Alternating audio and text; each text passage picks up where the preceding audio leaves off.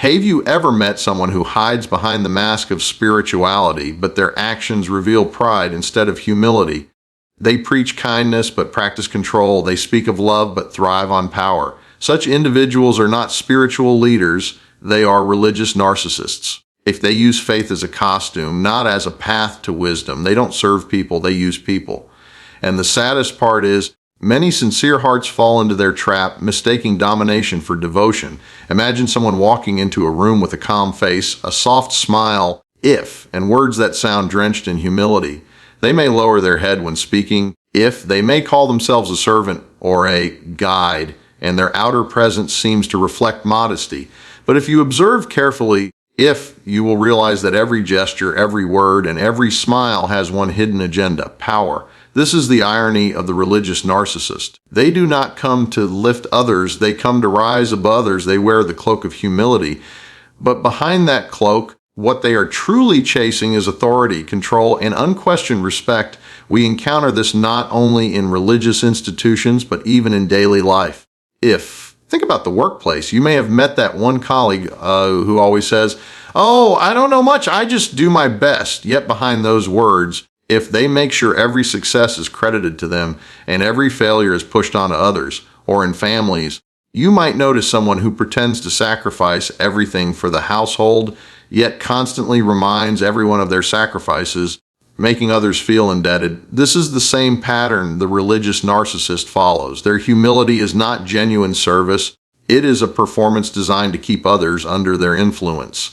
Real humility doesn't need a stage. If a truly humble person never reminds others of how humble they are, they don't showcase their sacrifices, nor do they need validation for their good deeds. But a religious narcissist cannot survive without being seen, praised, or obeyed. Their false modesty is like a beautiful cover placed on a book of arrogance.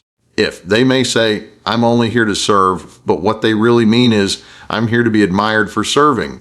And the tragedy is, many people fall into this performance, believing that outer modesty equals inner purity. Let's take an example many of us can relate to. Imagine attending a gathering where someone shares spiritual teachings. A true teacher will share wisdom to empower you, to help you grow, and to see your own inner light. But a narcissistic teacher will share those same teachings with a twist, to remind you how lucky you are to even sit in their presence, to convince you that without them you are lost, and to make sure you depend on them for every step forward. That is not humility, that is control disguised as guidance. When someone wears this false cloak, it is easy to get confused. Why? Because as humans, we naturally respect humility. We are drawn to those who seem simple, grounded, and modest. But the religious narcissist knows this too well. They play into our natural respect, not to build connections, but to secure their power in their world. Every modest gesture is a calculated move. When they say, "I am nothing," it is not to express surrender, but to hear others argue, "No, you are everything."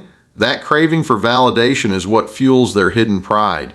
Think about daily life again. How many times have we seen someone appear modest but secretly crave superiority? The student who acts uninterested in praise but checks every exam score to ensure they're on top. The neighbor who offers help generously but later reminds you endlessly of what they did for you. The relative who says, "I don't want recognition," but becomes bitter if they are not recognized. This pattern is universal. When such behavior is tied to religion, the danger becomes even greater because it manipulates people's faith, their deepest emotions, and their sacred trust.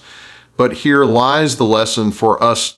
We must train our eyes not only to listen to words, but to watch actions. True humility uplifts. Someone's so-called modesty makes you feel smaller, weaker, or dependent, then it is not humility at all. It is a disguised hunger for control. Real humility empowers you to stand taller, not to bow lower. The difference is simple but powerful.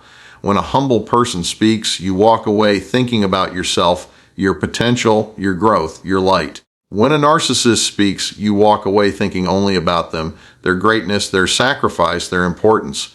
One leaves you free the other keeps you bound. We all must ask ourselves, how do we measure humility? By the words someone says, or by the life they live? If a person claims humility yet always needs to be the center of attention, that humility is false. They need applause for every act of kindness, that humility is self-serving. True humility has no need to be announced. It radiates quietly, like fragrance from a flower. If it doesn't pull attention toward itself, it simply makes the environment more beautiful for everyone around. The danger of a religious narcissist lies in their ability to fool hearts. They know that people yearn for guidance, for wisdom, for someone to look up to. They exploit this yearning not to heal, but to control. And once they have secured admiration, they begin to dictate, to manipulate, and to build their empire of pride under the name of spirituality. That is why it is so important to recognize this mask. And what should we do when we recognize it? The answer is simple: protect your peace, keep your faith pure, and never let false humility enslave your heart. Respect genuine guides, but never surrender to manipulators. Real humility will never demand your loyalty. It will encourage your freedom. Real humility will never seek to own you, it will inspire you to own yourself. So when we see someone wearing the cloak of humility but chasing power, we must remember it is not our job to tear off their cloak, but it is our responsibility not to be fooled by it. The more we understand the difference between false modesty and true humility, the stronger we become in protecting our own growth, our own light, and our own inner peace. That is the gift of awareness, to see beyond appearances, to value actions over words, and to never let a mask deceive the heart. For in the end, power disguised as humility is still just power, and it has no place in true spirituality. Have you ever noticed how some people don't guide with love, but instead control with fear? They don't help you grow by reminding you of your strengths, but rather keep you small by constantly making you feel guilty. This is the favorite weapon of the religious narcissist. They may smile outwardly, they may appear kind and spiritual, but beneath the surface their tool of control is sharp guilt and fear. Instead of opening doors to wisdom, they close them by reminding you of how unworthy, sinful, or undeserving you are. Instead of freeing your heart, they place chains around it. And the tragedy is, so many people mistake this manipulation for genuine guidance. Think about how guilt works in our daily life. A parent might say to a child, "After all I've done for you, this is how you repay me." On the surface, it sounds like they are reminding the child of their sacrifices, but in reality, it's a way of placing guilt to control the child's behavior. The child no longer acts from love, but from obligation and fear of disappointing. Similarly, if a friend might say, "If you really cared about me, you would do this for me." Again, that is not friendship, it's emotional blackmail. In the same way, the religious narcissist will tell you, "If you truly had faith, you would obey me without question." Or they might say, "If you doubt my words, you are betraying the higher path." The purpose of such statements is not to guide, but to manipulate. Fear works hand in hand with guilt. When guilt alone isn't strong enough, fear is introduced. A religious narcissist thrives on keeping people afraid of being rejected, afraid of being cursed, afraid of losing their place in the community, or even afraid of divine punishment. But here is the truth. True spirituality never uses fear to control, it uses wisdom to liberate. A real guide will never say, "Obey me," or "You will suffer." Instead, they will say, "Here is a path that brings you peace. Choose it if it resonates with your heart." The difference is vast. One imprisons, the other empowers. Let's use a daily example again. Imagine a boss at work who constantly says to the employees, "If you make a mistake, this whole company will collapse." The employees start living in fear. They don't take creative risks. They don't feel joy in their work. They just survive in silence. That's what fear does. It kills freedom and creativity. The same happens when a religious narcissist spreads fear in the name of faith. People stop thinking for themselves. They stop questioning. They stop living with joy. Instead of spirituality becoming a source of peace, it becomes a source of anxiety. And guilt, it's like a silent chain around the heart. Imagine a friend who constantly reminds you, "I was there for you when you were struggling." Don't forget that. Every time you try to make your own choice, you feel trapped by the weight of their reminder. This is exactly how religious narcissists operate. They will say, "Remember, I was the one who taught you. Without me, you wouldn't have found your way." Instead of being happy that you are growing, they use guilt to ensure you never outgrow their control. But let us pause and reflect, is that what spirituality is meant to do? Real spirituality is meant to give you wings, not cage you. It is meant to lift burdens, not add them. It is meant to fill you with courage, not consume you with fear. If guilt and fear dominate your path, if then you are not walking with a guide, you are walking with a manipulator. We see this pattern everywhere. In schools, when a teacher uses fear of punishment instead of love of learning, students may perform temporarily, but they never develop passion. In families, when parents use guilt to control their children, relationships lose warmth and turn into transactions. In workplaces, when managers use fear, productivity may rise for a moment, but creativity dies. In the same way, when religious narcissists use guilt and fear, people may follow but they follow with heavy hearts, not with free spirits. The difference between genuine guidance and narcissistic control can be seen in how you feel afterward. When someone truly guides you, you feel lighter, freer, and more hopeful. You walk away with clarity. But when someone manipulates you, you feel heavy, burdened, and anxious. You walk away doubting yourself, questioning your worth. One fills your heart with courage, the other empties it with fear. And here lies the lesson, if someone constantly makes you feel guilty, ask yourself, why do they want me to carry this weight? If someone constantly keeps you in fear, ask yourself, who benefits from my fear? 9 times out of 10, the answer is simple.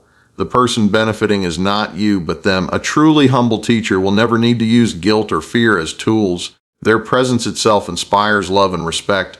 Their words bring peace, not panic. Their actions encourage growth, not dependence. But the religious narcissist knows that if they let go of fear and guilt, they lose their control. That's why they cling to these weapons so tightly. And what can we do when confronted with this? The most powerful response is awareness. The moment you recognize that guilt is being used to bind you, you can choose to release it. The moment you see that fear is being used to control you, you can choose courage instead, because guilt and fear can only work in the dark. Once the light of awareness shines, their power weakens. So the next time someone uses guilt to hold you back, remember, your worth is not measured by how much you please others. And the next time someone tries to keep you in fear, remind yourself, true faith is not about trembling under control, but about standing tall in freedom. Real spirituality will never say, be afraid. It will always whisper, be free. That is the strength we all must carry within us, the strength to see guilt and fear for what they are, not as guides, but as cages. And once you see the cage, you already hold the key to set yourself free. Have you ever noticed how easy it is for some people to point out the flaws in others while completely ignoring their own? They speak with authority about what everyone else needs to change, yet they resist even the smallest reflection on their own actions. This is the heart of the religious narcissist's mindset. They love to preach transformation, but they avoid their own. If their entire image is built upon being seen as the wise guide, the one who knows the answers, the one who leads others on a path of growth. But when the spotlight turns toward them, when accountability knocks on their door, suddenly the rules do not apply. This is not just a religious phenomenon. It is something we see in everyday life. Think about that friend who constantly gives advice about fitness and health, but never follows the same lifestyle themselves. They might lecture you about eating healthy, yet they snack on junk food behind the scenes.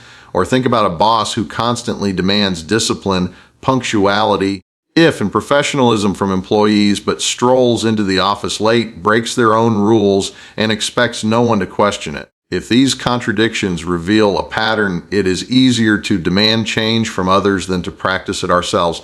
And for the religious narcissist, if this contradiction is amplified because their entire authority rests on convincing others that they are beyond reproach. True transformation is never about preaching, it is about living. A person who has truly grown doesn't need to announce their wisdom. It radiates naturally from their actions, their kindness, their consistency.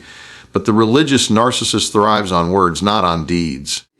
They might deliver powerful speeches about compassion, but are harsh and dismissive in private. They may speak about humility, yet demand constant recognition. They may emphasize forgiveness, but when it comes to their own grudges, they hold on to them tightly. In other words, they love to put others under the microscope while keeping themselves in the shadows. We all know someone like this in daily life. Consider a family member who always highlights what others are doing wrong. You should study more, you should save money. If you should respect your elders. Yet when you observe them closely, they fail to live by their own advice. Their words sound wise, but their actions reveal a different truth. The same pattern repeats with religious narcissists. They instruct others to practice patience, but they lose their temper at the smallest inconvenience. They encourage selflessness, yet everything they do is centered around their own image. Their double standards expose the emptiness behind their teachings. And what happens to the people who follow them? Slowly, they begin to feel trapped. Because when you are constantly told that you must change, improve, and transform, but the one leading you refuses to hold themselves accountable, you are caught in a one-sided relationship. You start doubting yourself, believing you are always the one who needs fixing, while the so-called leader remains untouched, flawless, and unquestioned. This imbalance is not growth. It is manipulation. Real transformation is never about superiority. It is about honesty. It begins with the courage to look in the mirror and acknowledge our own weaknesses. A true guide says, I too am learning, I too am evolving, and together we can grow. That humility makes them relatable and authentic, but a narcissistic guide avoids self-reflection at all costs. Why? Because admitting their flaws would mean stepping down from the pedestal they have built. And without that pedestal, they fear losing control. Let's bring this into a simple daily example. Imagine a teacher in school who always punishes students for being unprepared, but shows up to class without proper lessons planned. The students eventually realize that the teacher's authority is hollow. They obey out of fear, not respect. Now imagine another teacher, who admits when they don't know something, who apologizes when they make a mistake, and who works alongside the students to improve. Which teacher inspires more trust? Which teacher do the students genuinely respect? The answer is obvious. The same applies to spiritual guidance. Accountability and authenticity inspire, but hypocrisy destroys trust. The greatest leaders in history were not the ones who pretended to be flawless. They were the ones who admitted their struggles, who grew openly, who practiced what they preached. Their transformation was visible, not in their words, but in their character. That is why people followed them, not out of fear, but out of genuine admiration. When someone constantly preaches transformation but refuses to examine their own behavior, it is a warning sign. It means their interest is not in growth, but in control. Their words are designed to keep you focused on your flaws so you never notice theirs. And once you realize this, you begin to see the imbalance clearly. True growth cannot happen in such an environment because growth requires honesty, equality, and mutual respect. We must remember this lesson in our own lives as well. It is easy to demand change from others, our friends, our families, our coworkers, but real transformation begins within. Before telling someone else to improve, we must ask ourselves, am I living by the same standard I set for them? That question alone keeps our hearts humble and our guidance authentic. The difference between a religious narcissist and a genuine seeker lies, here the narcissist builds an image of perfection while hiding their flaws, while the genuine seeker admits their imperfections and works daily to improve them. One hides behind appearances, the other grows through honesty. And when we learn to tell the difference, we protect ourselves from manipulation and keep our faith pure. So, the next time you encounter someone who loves to preach but resists their own reflection, remind yourself transformation without accountability is empty. Words without action are hollow. True spirituality is not about looking perfect in front of others. It is about becoming honest within yourself. And once you understand this truth, you will never be fooled by false leaders who avoid their own growth. Instead, you will be inspired by those rare individuals whose transformation shines not in what they say, but in how they live.